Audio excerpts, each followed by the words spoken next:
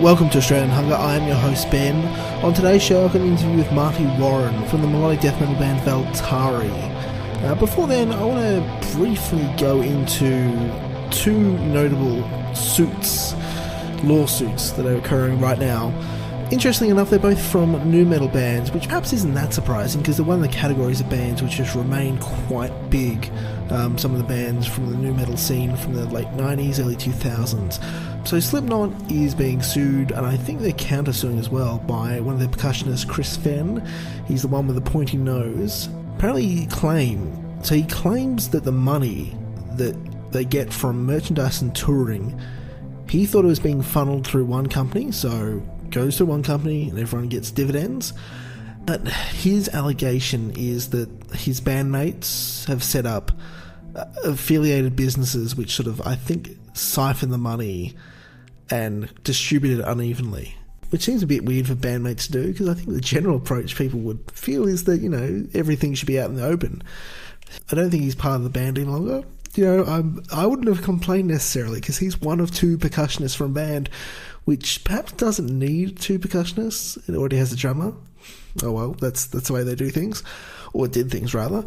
And the four original members of Korn are suing their former drummer because he's apparently breaching an exit contract with the band by attempting to collect undue royalties. Both of these stories have been reported on by The Blast.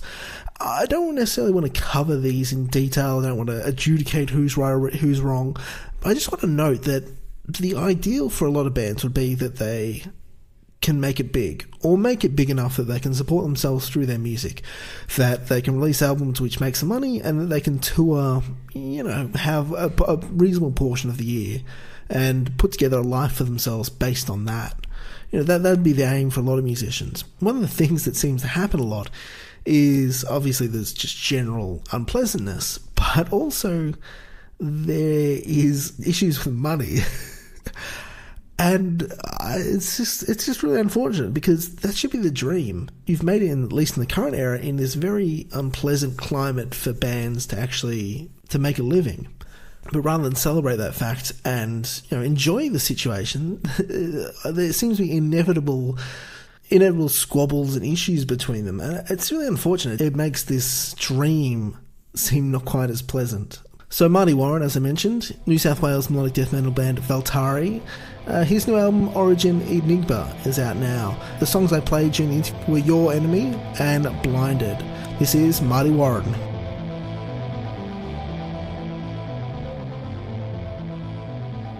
So I want to go back to the beginning and sort of get a feel of how this project and kind of you came about. When did you start listening to heavy music?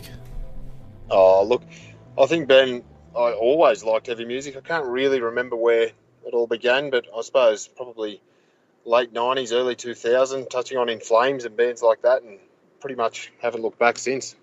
So what about musical instruments? You play guitar, bass, drums, the whole gamut. When did you start playing them? Look, probably when I was about 10 years old, I started on guitar, and, you know, with friends and so on, you just start having a jam and what have you, and nobody played drums, so pretty much I started playing drums as a result. So basically, very close kind of time frame when I was probably about 12, 13 years old, thereabouts, and bass and things of that nature. They just kind of came with the territory, I believe. So, yeah, it's another one. Pretty much all my teenage years I've just played anything and everything I can get my hands on. And what about the vocals? When do they come into it? I don't even really know where them things just started from. A lot of that just came from the fact that I needed some vocals, and I just had a red hot crack at it and wasn't so disappointed in the scheme of things. So, all right, so you've started playing in terms of musical instruments in your teenage years. When do you start playing in bands properly? Start kind of making sort of original music? Well, with that, probably when I was about 18 or 19, I grew up with a certain group of, the good mates and so on that I grew up with, and they all played as well. So that was just our thing that we did. And so probably 18, 19, started playing in some live shows around the place, and it really grew from there. And we probably first started really hitting the live scene as such, probably in around,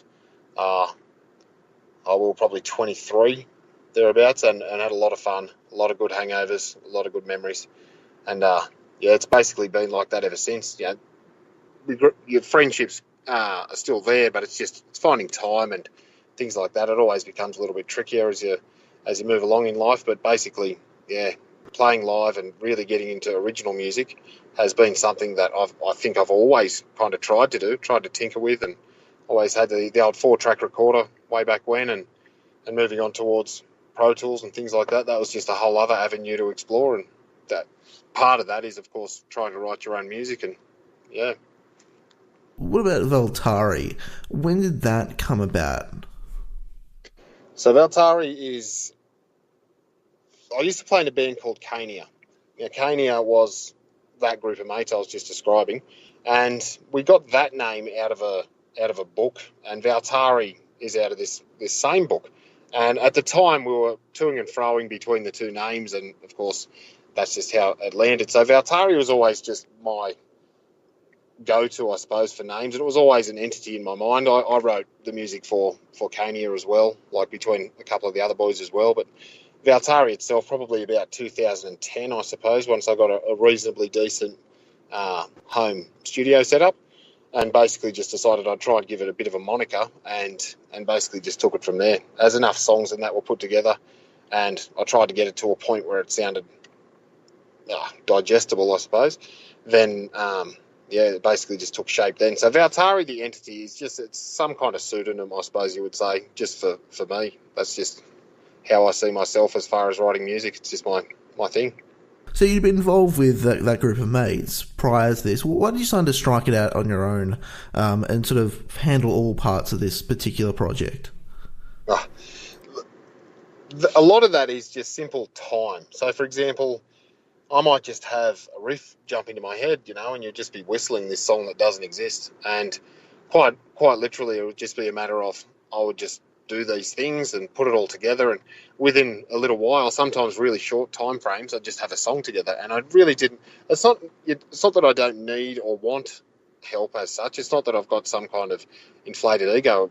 Nothing like that. It's just a matter of it's just there and it exists and it's done. So basically, the Valtari itself is not so much wanting to strike out alone as it is just simply these creative explosions that kind of occur every so often, and I just run with it and just end up with these songs. And it sounds ridiculous, but I'll listen to these songs that I've made, and I'll listen to it while I'm driving, for example, and it's in my playlists, and that's just basically how it comes about. It's just how it happened.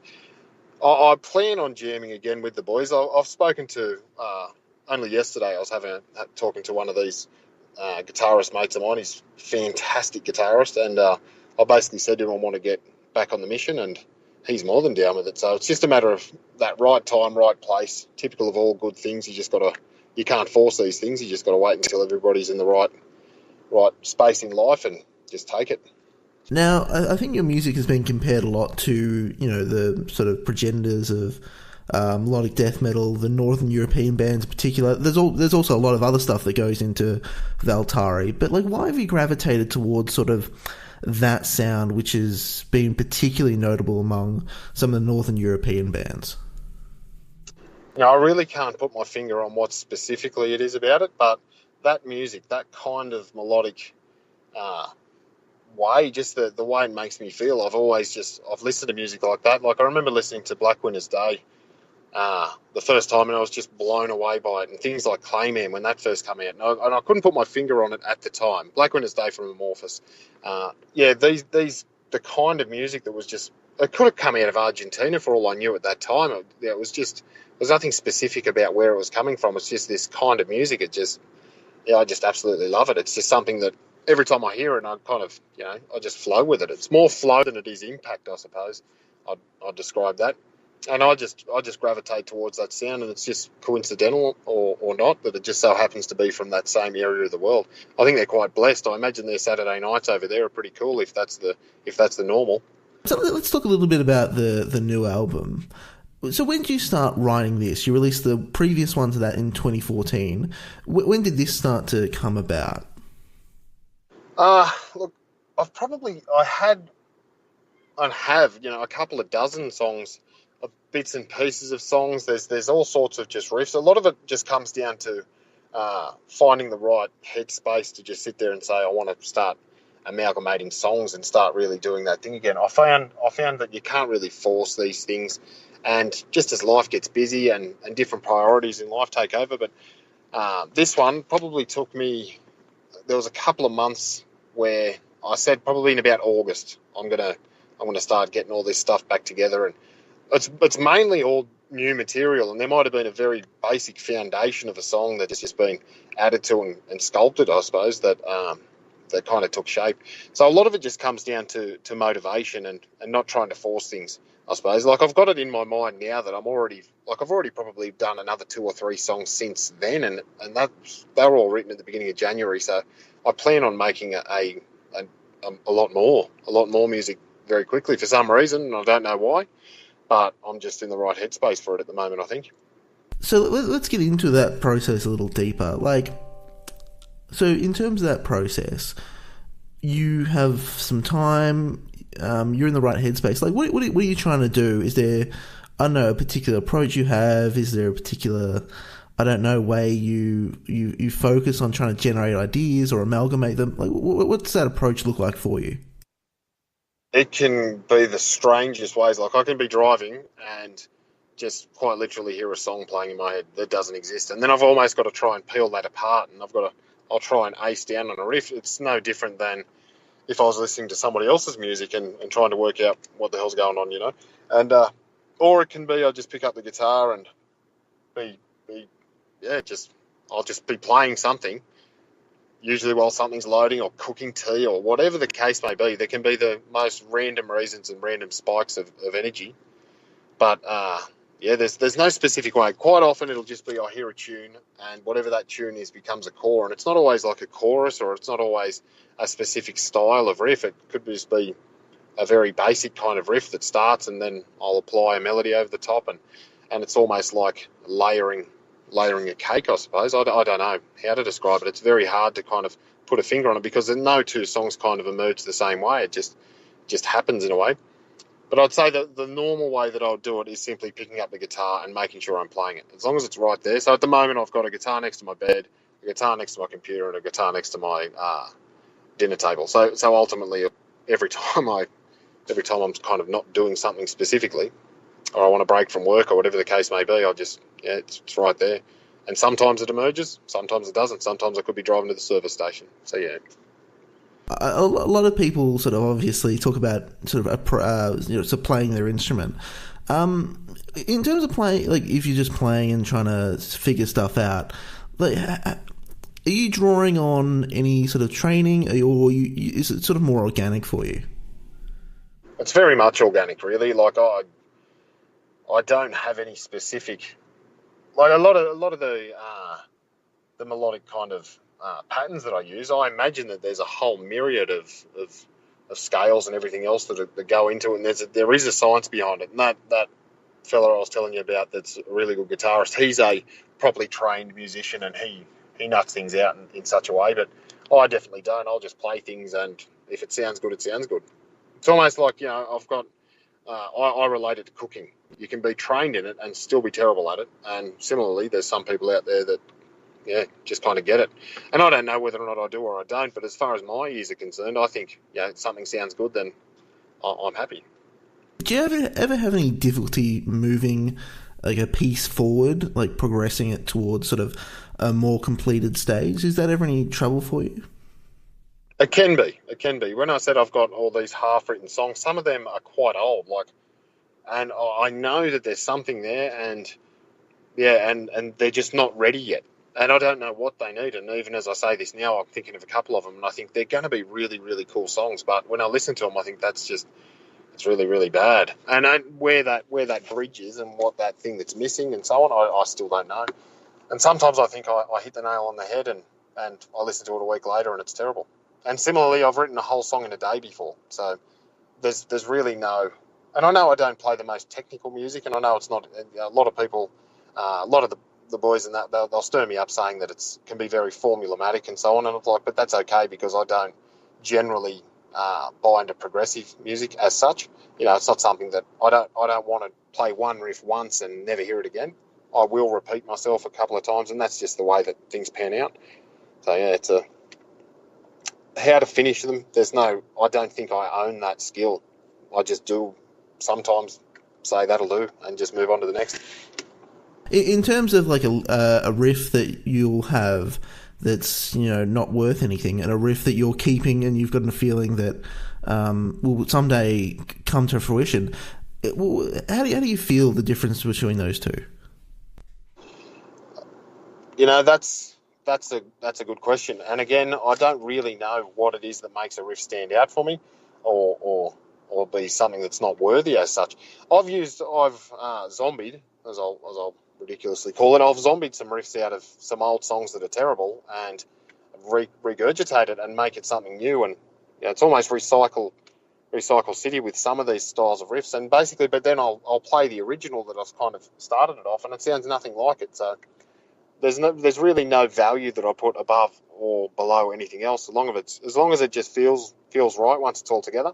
A lot of it's just how it looks as a complete piece. Sometimes if you just listen to one riff by itself, it might be good, and then you listen to it amongst others, and it's just it's too much or it's not enough, and so on.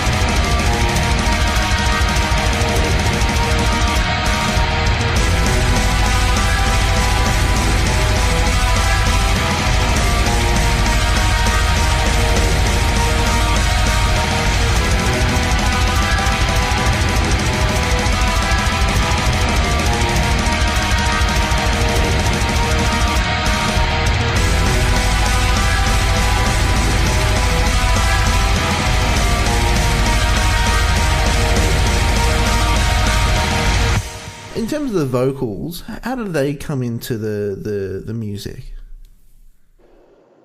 I think, yeah, as I was saying, with just growing up with that was just normal vocals. And God knows I can't sing.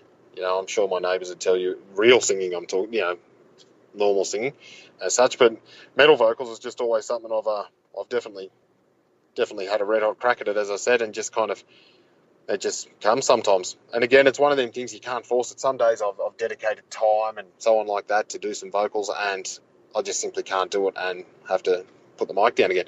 Other days it can just be, yeah, it's just there. So vocals are a funny one for me. I find it's something that when I'm on. Well, this is, you know, again in my mind.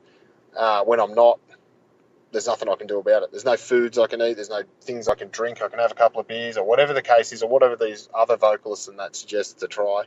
It just doesn't work with me. I can just, yeah. I can't really rely on anything specifically. Vocals are just there, and sometimes I'm ready to rock and roll, as it were. How do you approach the lyrics for your work? Like, is there any topics you're fond of or themes that you like to sort of use? How does that work for you? With vocals, with lyrics, that is probably the most organic thing that I do. I quite literally just listen to these songs and listen to them, and words will just, like, sometimes I just spew them out in a way, and I just try and make sense of them as I go.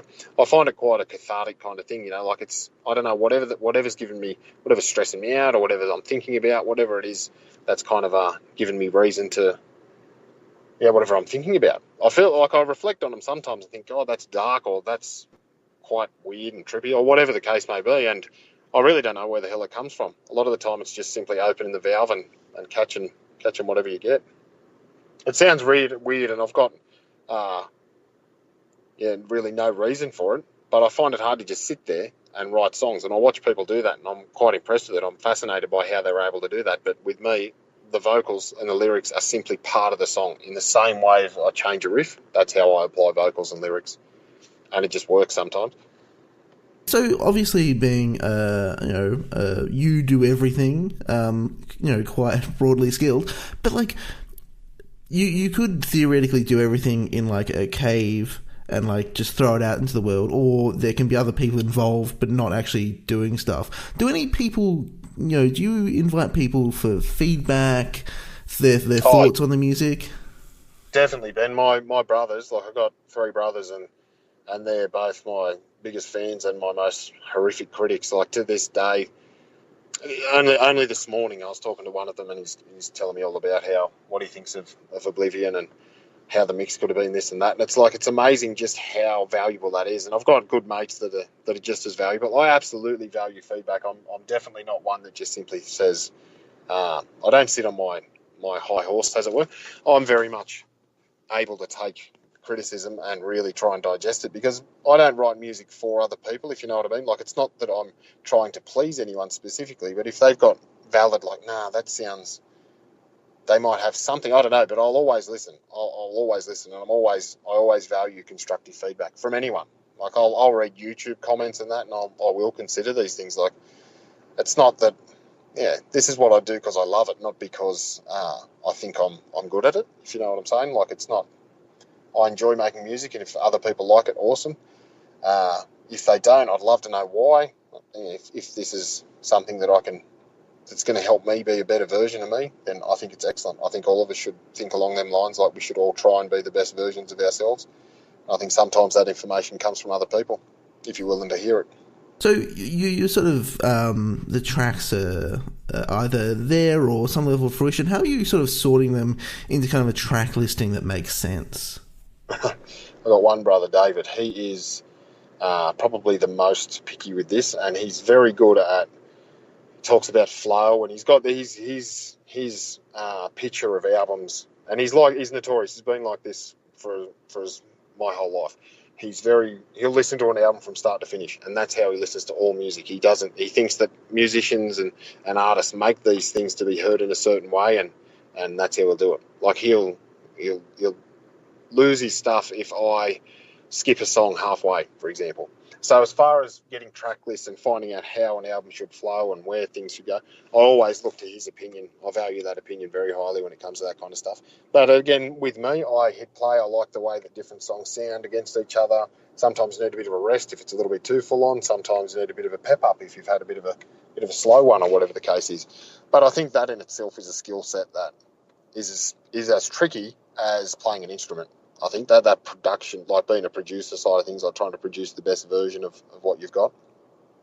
Speaking of that, as I've sort of emphasised throughout this, our chat, is you do everything, which is, really impressive. I think it's a skill more and more people have these days. Where'd you sort of hone that to be able to apply it to this band? I think it's something I always wanted to do. So I'd be sitting behind the drums and I'd be chugging away, and I'd see or I'd hear a certain riff that I'd written or I'd written with somebody or whatever the case is, and I'd see it and I'd be like, nah, man, try it like this, and then I'd try and swap and I'd be like, dude, can you just do this on the drums for a little while? And it doesn't kind of work. So basically when and knowing that the technology was there and knowing that I had the opportunity to kind of do it, and I had space to do it. All of these things just kind of fell together perfectly as one. So really, it was just a matter of, well, put your money where your mouth is, and if you think this riff could have been done differently and things of that nature. And of course, then it just kind of emerged that, it's right there. And as you said, it's so much easier nowadays than what it was. And I don't think you need a lot. Doesn't cost a great deal of money. It's like anything; everything costs, like depending on what you want to do. But the one-man band scenario isn't something that. I didn't set out to start a one-man band, as it were. I just very much, it's just there and it's cool fun. It's what I do for fun. So I don't really drink that much. I don't have that much passion for anything but music, I suppose. So that's what I do. So why did you choose the particular title, Origin Enigma? I don't really know. There's no specific backstory to where Origin Enigma comes from. I like the entity, like the idea, the concept of complete mystery, like where and why. It's just such a deep thing that I think is massively considered in so much art and so on, that it's just one of these things that I just think is really, really cool. That where's this come from? I don't know. And it's almost like describing what the hell this thing is, and I don't know. It's just, this is a 10 songs, and I don't know where it's come from, but I dig it, and I hope others do. And really just run like that. So it's almost like I was saying, almost like that organic kind of response to lyrics being part of the music. The album name is just a manifestation in the same way. It emerged as part of the album. It is just part. Yeah. Now, I noticed, this isn't some kind of unique thing, but it was something that sort of caught my interest because you were talking about it on your Facebook page, the physical copies of the album and your previous ones. How difficult is that to get together as an independent artist? Oh, look, it's really hard, Ben. At the end of the day, it's like anything. Money is the great bane of all of our existence. I wish a lot of people were into me for Hunter's Pride to get printed. I got a very limited run done purely because the cost of making CDs is pretty high, and I was never in it to make money whatsoever, but I just didn't want it to cost anything too much. Like as far as the digital downloads, of course, once all that's done on iTunes and Bandcamp and things, that's awesome, and you make a few dollars and I buy some new toys for my setup at home, and it's a really cool little setup, how that works. But the physical copies, they're pretty pricey. I've had a fair demand, which is really good. So I'm going to get Hunter's Pride reprinted. I'm waiting for it now. So that one, it's just, physical was never something I wanted to do because it's hard to, you post it out and everything, and a distro label would be perfect. I never realised how much I wanted one until, of course, I've got to go backwards and forwards to the post office so much and that. But yeah, the physical copies, they're there now, they're available, and I've got a pretty good relationship now with the post office lady. She shakes her head when she sees me, so it's not going to be fun for either of us, but we get it done. So we've sort of gone through this, I feel, but like, what drives you to create? Like, what is it about the creation of music that kind of is enjoyable, fulfilling for you? I would say, Ben, absolutely everything. I love nothing more than kind of the idea of making something from nothing. The concept of that in itself is quite odd. Like, you can't create something from nothing is something that I've heard before in the past. I'm like, well, you can. Music is exactly that. It is something where it's so deep. I listen to some songs and just think that is amazing. And it doesn't matter how bad things are. It doesn't matter how good things are. Just being able to plant your feet and at the same time be 1,000 miles away. So that really drives me. I like the idea of being able to experience that kind of thing. I love music to a point where, like, I listen to it all the time. What's in my rotation at the moment? I think I've got. Well, actually, I'm listening to a bit of Dissection at the moment. They're a really good band. I love them too. And so my motivation, my family, my world, I just think that it's something that's really, I think it's healthy to listen to music. I think it's healthy to be able to make it if you can and not experience music, I suppose, more than just simply listen to it. And you don't have to play to do that. Like anybody can experience music. Everybody's got good memories and bad memories, I think, attached to sounds as well as they do any other thing kind of thing. So it's really cool. So just the entire entity drives me. Music in itself. It's just really cool. Which of the instruments do you play? Which is your favourite and why? Oh man, honestly, that's like asking a parent to pick a favourite child. I think that's how I kind of look at it. Depending on what's going on. Sometimes drums are the best. Like when you like angst, that kind of sensation where you just wail the hell out of it. Like it's so much fun. I love that. But at the same time, guitar's like always accessible. Doesn't matter. It can be 2 a.m. and I'll just pick up my guitar, and as long as I'm not plugging it in and annoying everyone, that's something that could go down. So really, I'd say if I had to pick one, I'd say guitar, but it'd be very, very closely followed by drums. And last question, and I know it's kind of a difficult one. Do you have any favourite bands or albums? Oof. So as I answer this today, I'd say Storm of the Light's Bane by Dissection. It's an awesome album. What else did I say? In Flames, Colony. That was my staple. That was like my. I can't remember not listening to that. That's a brilliant album. Amorphous. Everything by Amorphous, pretty much. They're just magnificent. Love them. And yeah, you know what? If you asked me next week, I'd have 3 more. Like it's just a hard one to pin down.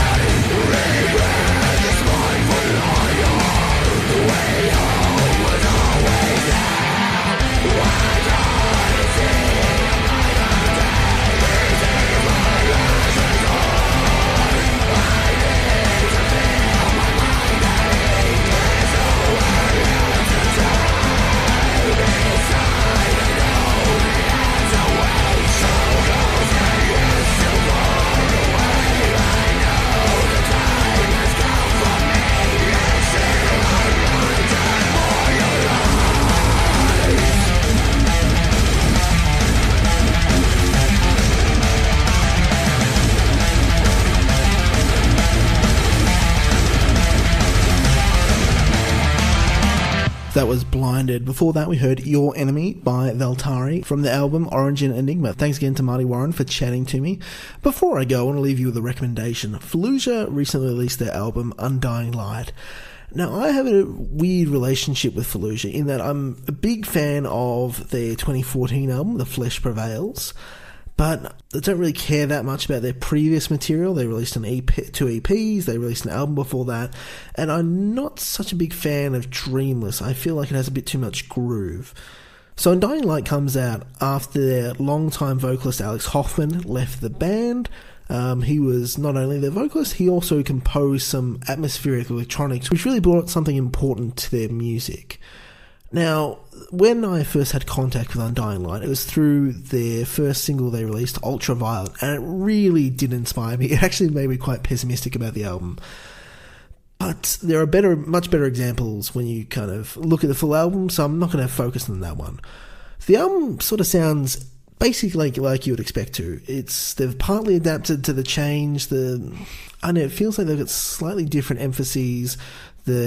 The guitar phrasing, their sort of signature guitar phrasing is present, but they've slightly changed since that Key album for me, and I feel like it's kind of a bit obnoxious to say, oh, well, it's not like that album which I prefer, because bands should change, but that's how I see it. I can't really do anything about that. I'm not against bands changing. Some of the best albums are released by bands changing, but I don't feel like they've made changes for the best. That's not to say it's a bad album, and that's why I was recommending it. So let me go through a couple of other things that I like about it. The vocalist that they've got to replace Alex Hoffman, not a big fan. His screams don't really seem to add much to the music.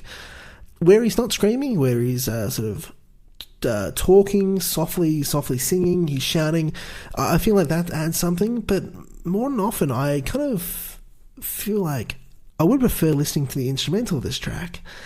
Not because he's bad, he's proficient, but because the vocals don't necessarily suit and don't feel like they're adding anything to it. The atmospheric electronics, as I mentioned, are an absence, but I feel like it has that core, which I always really enjoyed about Fallujah. It's not quite as intense, it kind of lacks fullness, which is probably because of the absence of that atmosphere that's added to it, but I feel like there's still a solid thing which really attracted me originally to the band. Not quite in the same way, and in some way I feel like they've made some progress. In some way I feel like there's things, particularly some of the down time in the album, I feel like it might be more interesting. I would really hope that they kind of take this album and kind of push it to the next level.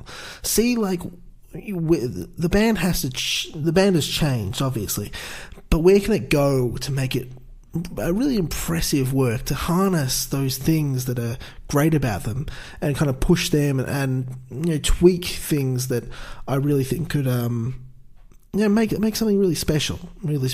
I'd recommend listening to Undying Light and The Flesh Prevails, which I actually want to kind of listen to now, to be honest.